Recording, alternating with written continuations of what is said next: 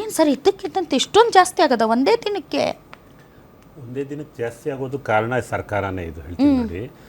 ಮೊದಲನೇದು ಪ್ರಧಾನಮಂತ್ರಿಯವರು ಒಂದು ಎಮೋಷನಲ್ ಅಪೀಲ್ ಮನವಿ ಮಾಡಿದ್ರು. ಮನವಿ ಮಾಡ್ದಂಗೆ ನಮಗೊಂದು ಡೌಟ್ ಇತ್ತು ಮುಂದಕ್ಕೇನು, ಯಾಕಂದ್ರೆ ಅವರು ಏನೇ ಆಕ್ಷನ್ ತಗೊಬೇಕಾದ್ರು ಫಸ್ಟ್ ಸಾಫ್ಟ್ ಆಗಿ ಹೋಗಿ ಎಮೋಷನಲ್ ಆಗಿ ಆಮೇಲೆ ಸರಿಯಾಗಿಡ್ತಾರೆ.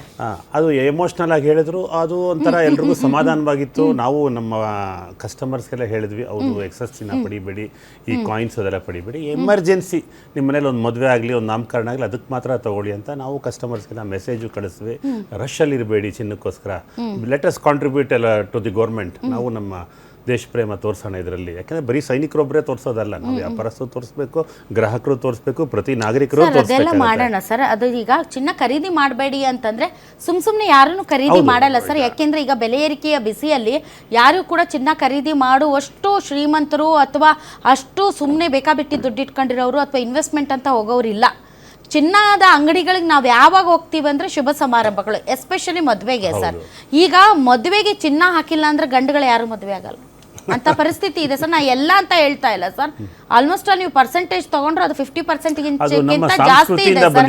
ಅದು ನಮ್ಮ ಸಂಸ್ಕೃತಿ, ಅದೊಂದು ಭಾವನಾತ್ಮಕ ವಿಷಯ. ನೀವು ಬಂಗಾರ ಎಷ್ಟಾಗ್ತಾರೆ ಅಟ್ಲೀಸ್ಟ್ ಹುಡುಗಿಗೆ ತಾಳಿ ಹಾಕರಿ ಅಂತಾರೆ.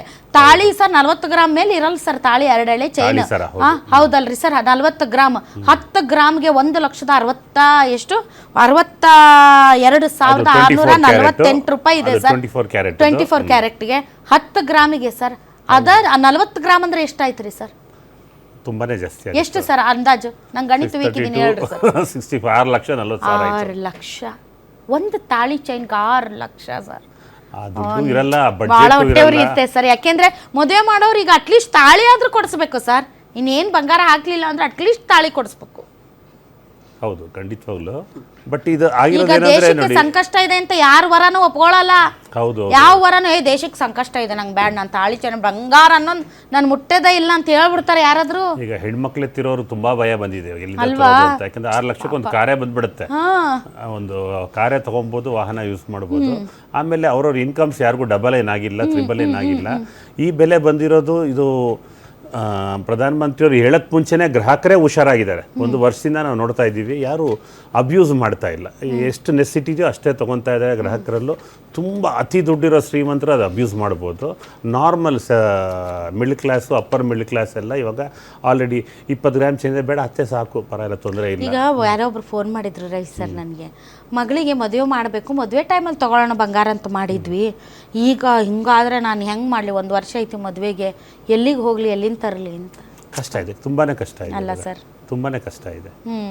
ಅದ್ರ ಜೊತೆಗೆ ಇವರು ಇವಾಗ ಮಾಡಿರೋ ಈ ಎಕ್ಸೈಸ್ ಡ್ಯೂಟಿ ಇನ್ಕ್ರೀಸ್ ಮಾಡಿರೋದು ಅಫ್ಕೋರ್ಸ್ ಮಾಡಿದ್ದಾರೆ. ಅವ್ರು ಅಂದ್ಕೊಂಡಂಗೆ ಚಿನ್ನಗೆ ಡಿಮ್ಯಾಂಡ್ ಕಮ್ಮಿ ಆಗತ್ತೆ ಅಂದ್ಕೊತಾರೆ. ಬಟ್ ಆ ಅವಕಾಶಕ್ಕೆ ಸಮಯಕ್ಕೆ ಚಿನ್ನ ಬೇಕೇ ಬೇಕು, ಏನೇ ಬೆಲೆ ಇರಲಿ. ಪಾಪ ಜನರು ಸಾಲ ಮಾಡಾದ್ರು ಮದುವೆ ಟೈಮಲ್ಲಿ ಒಂದು ತಾಳಿ ಸರ ಕೊಟ್ಟಿಲ್ಲ ಅಂದ್ರೆ ಅವ್ರಿಗೂ ಅವಮಾನ ಪರಿಸ್ಥಿತಿ. ತಾಳಿ ಸರ ಅಂದರೆ ಅದು ನಮ್ಮ ಸಾಂಸ್ಕೃತಿಕ ಒಡವೆ, ಅದು ಬೇಕೇ ಬೇಕು. ಅದರಲ್ದಿರ ಇವಾಗ ಮಾಡಿರೋ ಈ ಬೆಲೆ ಜಾಸ್ತಿ ಆಗಿರೋದು ಸ್ಮಗ್ಲಿಂಗ್ ಆಕ್ಟಿವಿಟಿ ಬೇರೆ ಇನ್ಕ್ರೀಸ್ ಆಗುತ್ತೆ. ಇಲ್ಲಿಗಲ್ ಇಂಪೋರ್ಟ್ಸು ಎಕ್ಸ್ಪೆನ್ಸಿವ್ ಆಗುತ್ತೆ, ಇಲ್ಲಿಗಲ್ ತರೋರಿಗೆ ಆಗುತ್ತೆ. ಇಲ್ಲಿಗಲ್ ನೀವೇ ನೋಡಿದ್ದೀರಾ, ಇಲ್ಲಿಗಲ್ ಮಾಡೋ ಕೆಲಸ ಮಾಡಿದ್ದಾರೆ. ಏನು ಗೊತ್ತಾ, legal gold expensive, illegal gold profitable ಅನ್ನೋವಂಥ ಮೈಂಡ್ ಸೆಟ್ 2024ರಲ್ಲಿ ಆಮದು ಸುಂಕ ಮಾಡೋದಕ್ಕೆ ಅದೇ ದೊಡ್ಡ ಕಡಿಮೆ ಮಾಡೋಕೆ ಅದೇ ದೊಡ್ಡ ಕಾರಣ ಆಗಿತ್ತು. ನಾವು ನೋಡಿದೀವಲ್ಲ, ಗಣ್ಯ ವ್ಯಕ್ತಿಗಳು ಸ್ಮಗ್ಲಿಂಗ್ ಮಾಡಿರೋದು ನೋಡಿದೀವಲ್ಲ, ಒಂದು ವರ್ಷದಿಂದ ಎಲ್ಲ ನೋಡಿದೀವಲ್ಲ. ಆ ಥರ ಈ ಸ್ಮಗ್ಲಿಂಗು ಎಲ್ಲರೂ ಮಾಡೋಕ್ಕೆ ಶುರು ಮಾಡ್ತಾರೆ. ಅದು ದೇಶಕ್ಕೆ ಅಪಾಯನೇ. ಅದು ಸ್ಮಗ್ಲಿಂಗ್ ಬಂದರೆ ಜಿನೇನ್ ಟ್ಯಾಕ್ಸ್ ಕಟ್ಟೋನೇನು ಮಾಡ್ತಾನೆ, ಇಲ್ಲಿಗಲ್ ವೇ ಹೋಗ್ತಾನೆ, ಬ್ಲ್ಯಾಕ್ ಶಿಪ್ ಆಗ್ತಾನೆ. ಎಲ್ರಿಗೂ ಒಂದು ದಾರಿ ಸರಿಯಾಗಿ ಕೊಟ್ಟರೆ ಅವರು ಆ ದಾರಿ ಪ್ರಕಾರ ಹೋಗ್ತಾರೆ. ಇದಕ್ಕೊಂದು ಅವಕಾಶ ಕೊಟ್ಟಂಗಾಗತ್ತೆ. ಬಟ್ ಈ ಸ್ಮಗ್ಲಿಂಗ್ನ ಯಾವಾಗೂ ಕಂಟ್ರೋಲ್ ಮಾಡೋಕ್ಕಾಗಲ್ಲ, ಮಿನಿಮೈಸ್ ಮಾಡ್ಬೋದು.